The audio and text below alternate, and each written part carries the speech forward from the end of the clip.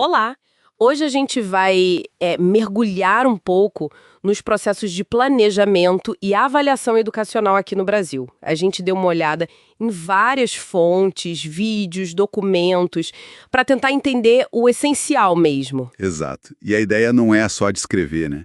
É entender o porquê. Por que planejar? Por que avaliar?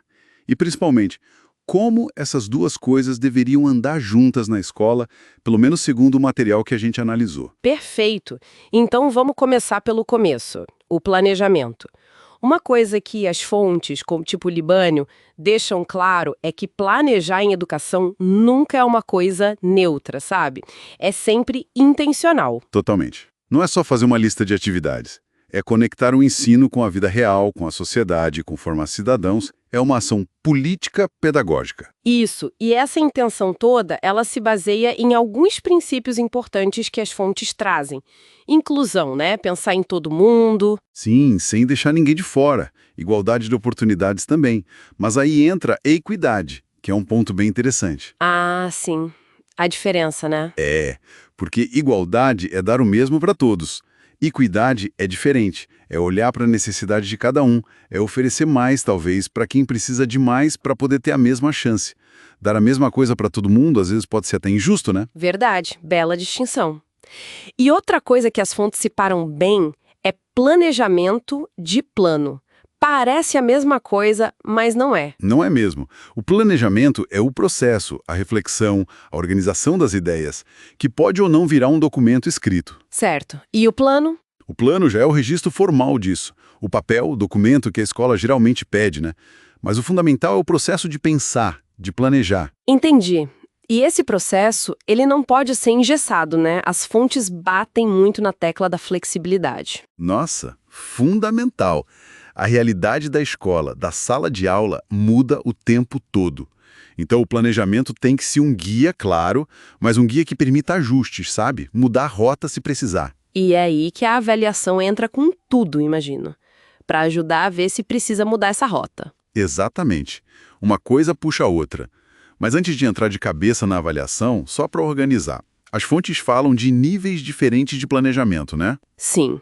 Tem o mais amplo, o planejamento educacional, que pensa nas políticas maiores, nacionais, estaduais. Isso. Aí descendo tem o planejamento escolar, que é mais o planejamento global da escola, geralmente pensado para o ano. E é aí que entra o famoso PPP, o Projeto Político e Pedagógico. Muita gente confunde, né? Confunde mesmo.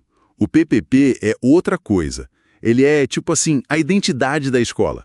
A visão, os valores, aquilo que a comunidade escolar toda, professores, alunos, pais, gestão, constrói junto. E ele dura mais tempo, não é só para um ano. É a constituição da escola, digamos. Boa analogia.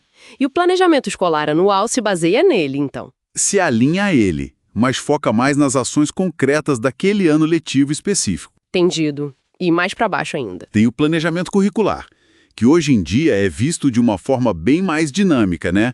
Não é só a lista de matérias. Envolve tudo o que acontece na escola que educa. E, por fim, o mais perto do professor. O planejamento de ensino e o plano de aula. O dia a dia mesmo. Exato. O como ensinar aquele conteúdo específico, aquela habilidade. É a ponta final, mas conectada com tudo que veio antes. O Libânio mesmo articula bem essa ligação. Plano da escola, plano de ensino, plano de aula.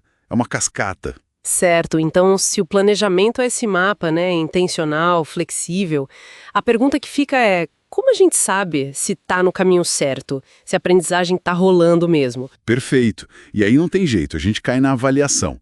Mas não a avaliação só como nota, pelo amor de Deus. Não, claro. As fontes deixam isso bem claro. Lucchesi fala que é um juízo de qualidade para tomar decisões, né? Isso, um julgamento baseado em informações para a gente poder decidir o que fazer. E aí tem tipos diferentes, modalidades. Começa com a diagnóstica. Aquela do comecinho, né? Para ver o que a turma já sabe, de onde está partindo. Exatamente. Um raio-x inicial, para ajudar a planejar ou replanejar logo de cara. Mas a queridinha, vamos dizer assim, que a LDB e as fontes destacam muito, é a formativa. Ah, essa é famosa. Mas qual a grande sacada dela? A formativa não é pontual, ela acontece durante o processo todo. É contínua. O foco dela é mais na qualidade, em acompanhar, em regular a aprendizagem. Dar feedback constante, sabe? Para ir ajustando as coisas no caminho. Exato. Tanto para o aluno entender onde precisa melhorar, quanto para o professor poder mexer no ensino, fazer intervenções ali, na hora.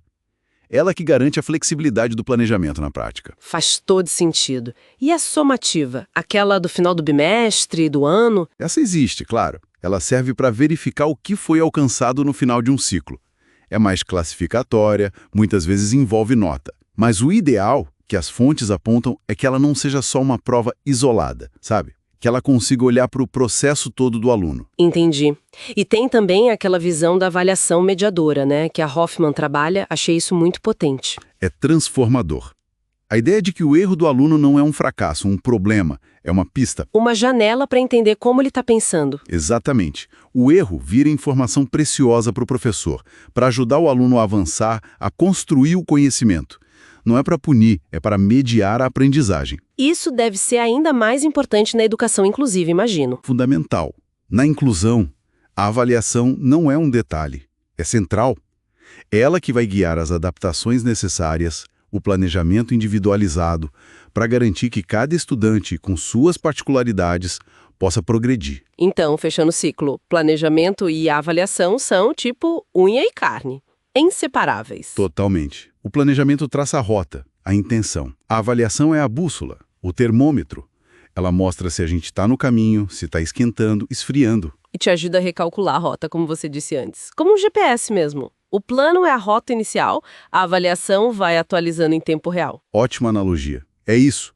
A avaliação dá os dados para que o planejamento não fique só no papel, para que ele seja vivo, seja revisto e ajustado, para garantir que o objetivo final, que é a aprendizagem de verdade, para todos, seja alcançado. É um ciclo, né?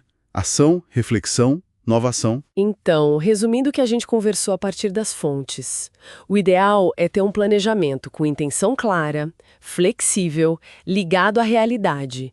E esse planejamento sendo constantemente alimentado por uma avaliação que ajude a diagnosticar, a acompanhar o processo formativa, que veja o erro como pista mediadora e que olhe para a trajetória completa. Exato, e aí fica a provocação, né? Que as próprias fontes levantam de certa forma. Como fazer essa visão tão bonita, tão potente do planejamento participativo, da avaliação formativa, acontecer de verdade lá no chão da escola? Como superar a pressão por nota, por resultado quantitativo, as práticas mais antigas que ainda existem. Pois é, como garantir que isso saia do discurso e vire prática cotidiana? É um desafio enorme. Sem dúvida. Uma questão importante para a gente continuar pensando. Bom, obrigada por quem nos acompanhou nessa análise.